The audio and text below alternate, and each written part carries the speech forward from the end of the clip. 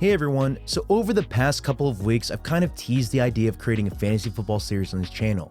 After receiving a number of very positive comments, I decided that I would go ahead and do the series. For me, this idea is rather basic, but the hard part and really the difficulty lied in how I'd present the data in these videos. Basically, in the most simple terms, how do I create the best and easiest to use draft guide in order for you to get the most value out of this format? Well, with much thought and way too much time in Excel, I created the following guides. But before we get into them, Audible has generously agreed to sponsor the series. If you are like me and you enjoy good storytelling, Audible is your best source for audiobooks. They have a very easy to use app that is convenient for use at the gym while commuting or on the go. Audible gives you access to so many different titles and authors, among the best sellers to audiobooks on business to even audiobooks on sports, and they're all professionally narrated.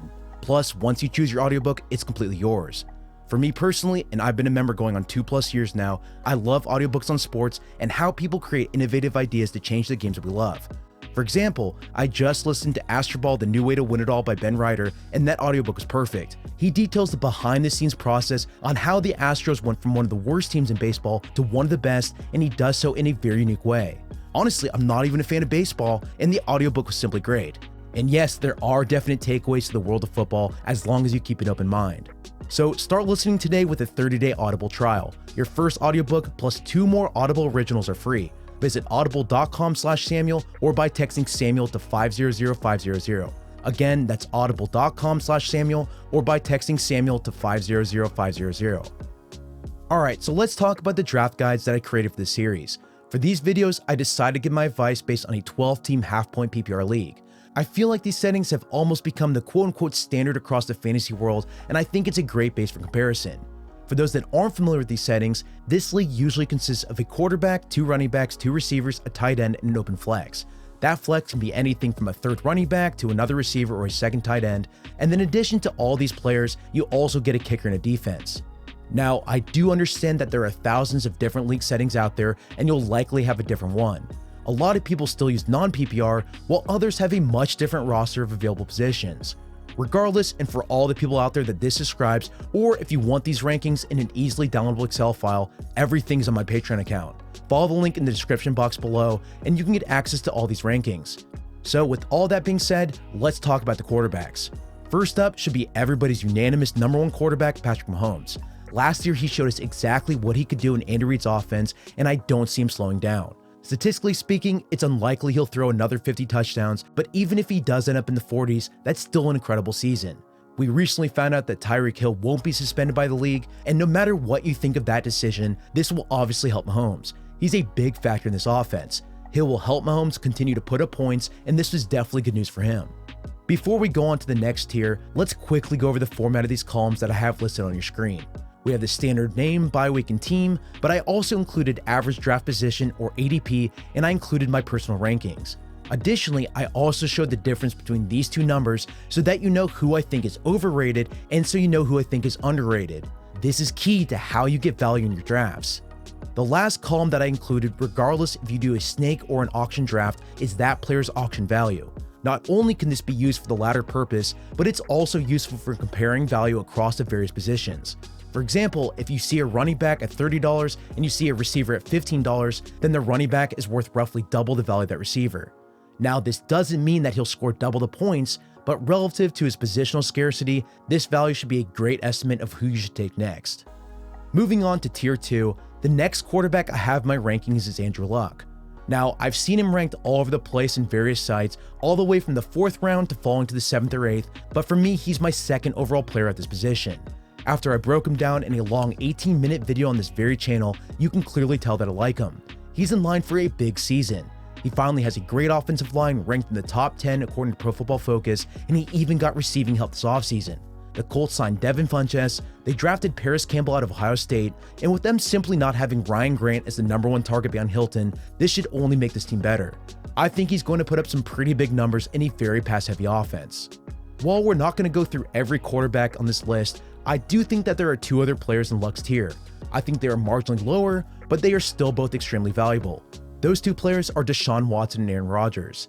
They both are in line for really good seasons, and if they stay healthy, they should offer you a ton of value.